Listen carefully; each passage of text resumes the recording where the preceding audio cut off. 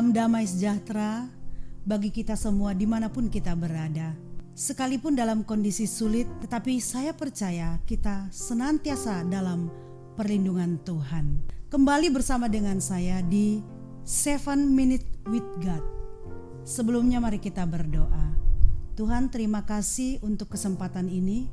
Biarlah melalui firman Tuhan ini kami boleh dikuatkan. Dan biarlah roh-Mu bekerja untuk kami semua. Dalam nama Yesus kami berdoa. Amin.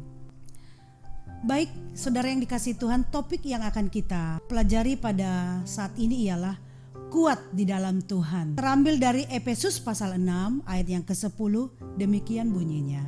Akhirnya, hendaklah kamu kuat di dalam Tuhan, di dalam kekuatan kuasa-Nya. Kita tahu bahwa perikop ini ditulis oleh Rasul Paulus kepada jemaatnya yang ada di kota Efesus, supaya mereka kuat di dalam Tuhan. Saya percaya bahwa firman Tuhan ini tidak kebetulan dan ditujukan kepada kita, supaya kita, bangsa Indonesia, umat Tuhan, anak-anak Tuhan, di hari-hari ini kita kuat. Apapun yang terjadi, kita tetap kuat di dalam Tuhan. Saudara yang dikasihi Tuhan, menarik sekali apa yang ditulis oleh Rasul Paulus dalam ayat yang ke-10. Di sana dikatakan akhirnya.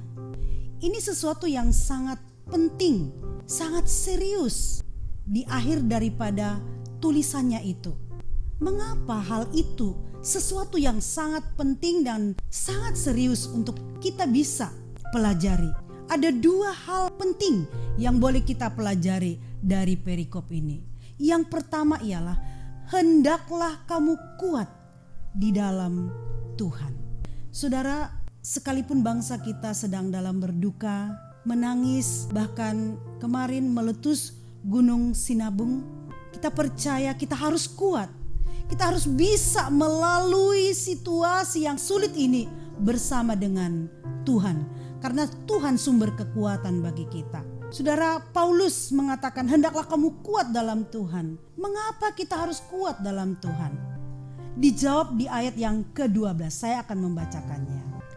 Karena perjuangan kita bukanlah melawan darah dan daging, tetapi melawan pemerintah-pemerintah, melawan penguasa-penguasa, melawan penghulu-penghulu dunia yang gelap ini, melawan roh-roh jahat di udara. Di sisi lain, kita menghadapi situasi yang sulit dan kita juga menghadapi setiap hari peperangan rohani. Benar. Firman Tuhan berkata di 1 Petrus 5 ayat 8, iblis mengaum-ngaum mencari orang-orang yang dapat digoda, ditelannya, dihancurkannya, diluluhlentakannya. Itulah pekerjaan iblis. Jadi saudara, sebagai anak-anak Tuhan, setiap hari kita menghadapi cobaan, tantangan, dan kadangkala di balik semua itu adalah pekerjaan iblis. Kita tahu keinginan iblis ialah supaya kita jatuh di dalam dosa, kalah, iman kita lemah, bahkan kita mundur, bahkan bisa jadi kita melawan Tuhan, jauh dari hadirat Tuhan, bahkan memberontak kepada Tuhan. Itulah goal pekerjaan iblis dalam hidup kita. Itu sebabnya Paulus menyatakan akhirnya hendaklah kita kuat di dalam kuasa Tuhan.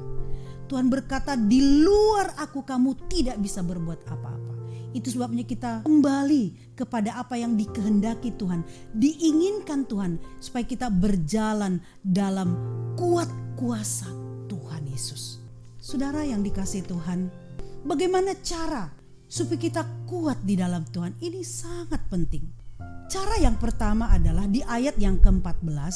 Firman Tuhan berkata ayat yang ke-14, jadi berdirilah tegap, berikat pinggangkan kebenaran dan berbaju jirakan keadilan. Saya menyimpulkan di ayat yang ke-14 ini adalah hidup dalam kebenaran firman Tuhan. Ya, saya percaya kalau kita anak-anak Tuhan hidup dalam kebenaran firman Tuhan adalah hidup yang merenungkan firman Tuhan, melakukan firman Tuhan itu di dalam kehidupan kita. Sebagai contoh adalah kita taat kepada Tuhan, taat kepada kebenaran firman Tuhan. Bahkan kita taat juga kepada peraturan-peraturan negara kita ini. Hidup dalam kasih, hidup dalam kekudusan, memelihara hubungan yang indah dengan Tuhan. Saya ingin bertanya kepada kita, apakah kita sudah sungguh-sungguh hidup dalam kebenaran itu? Saya akan mendorong kita untuk terus berkomitmen, berjuang hidup dalam kebenaran supaya kita kuat. Yang kedua, di ayat yang ke-16 dikatakan, dalam segala keadaan pergunakanlah perisai iman. Berarti hidup di dalam iman. Hidup dalam iman berarti percaya kepada janji Tuhan. Luar biasa. Ada banyak janji-janji Tuhan yang bisa kita simpan, yang kita bisa praktekkan dalam kehidupan kita sehari-hari, sehingga kita bisa tetap kuat bersama dengan Tuhan. Kita percaya janji Tuhan memelihara kita, menolong kita, menopang kita, membela kita, menyertai kita, berpihak kepada kita. Marilah kita menyimpan janji-janji Tuhan itu dan jangan mengabaikan janji Tuhan itu supaya kita kuat dalam Tuhan. Yang terakhir, yang ketiga adalah ayat yang ke-18 berkata seperti ini, dalam segala doa dan permohonan. Jadi yang ketiga ini adalah hidup di dalam doa. Doa orang benar besar kuasanya. Berdoa berarti mengandalkan Tuhan, mendatangkan kuasa Tuhan, berserah total kepada Tuhan. Itu sebabnya ada prinsip berkata, more pray, get stronger. Artinya adalah lebih banyak berdoa, lebih kuat lagi, lebih kuat dan lebih kuat lagi. Marilah kita menjadi anak-anak Tuhan yang suka berdoa, terus berdoa. Setiap hari mulai dengan berdoa. Jadi kesimpulan bagi kita Bapak Ibu Saudara yang dikasihi Tuhan adalah hendaklah kita kuat di dalam Tuhan. Supaya kita bisa kuat di dalam Tuhan adalah hidup dalam kebenaran firman Tuhan, hidup dalam iman, dan hidup di dalam berdoa senantiasa. Biarlah kita senantiasa hidup di dalam doa. Dan mari kita tenangkan hati kita, tenangkan pikiran kita, menyatakan Allah sumber kuatku. Haleluya. Allah sumber kuatku, Allah sumber kuatku, Allah sumber kuatku dan bagianku selamanya.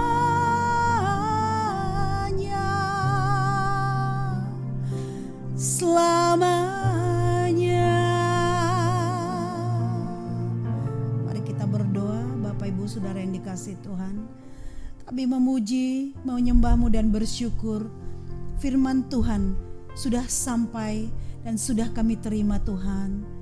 Kami rindu supaya kami tetap kuat di dalam Tuhan, karena kami tahu banyak pergumulan, banyak pencobaan, banyak hal yang boleh kami hadapi dalam hidup ini. Dan perjuangan kami Tuhan melawan penguasa-penguasa dan roh-roh jahat di udara, peperangan rohani. Kami tidak akan sanggup dengan kekuatan kami sendiri, karena kekuatan kami ada pada Tuhan. Dan biarlah melalui kebenaran firman Tuhan ini kami dikuatkan. Kami hidup di dalam kebenaran, hidup dalam iman, dan hidup di dalam berdoa. Syukur bagimu Tuhan untuk kebenaran firman Tuhan ini. Hamba-Mu berdoa bagi seluruh pemirsa yang ada dimanapun berada, supaya kami kuat di dalam Tuhan, kuat dalam kuasa Tuhan. Dimuliakan nama-Mu Tuhan, dalam nama Yesus kami berdoa. Haleluya. Amin. Tuhan Yesus memberkati kita.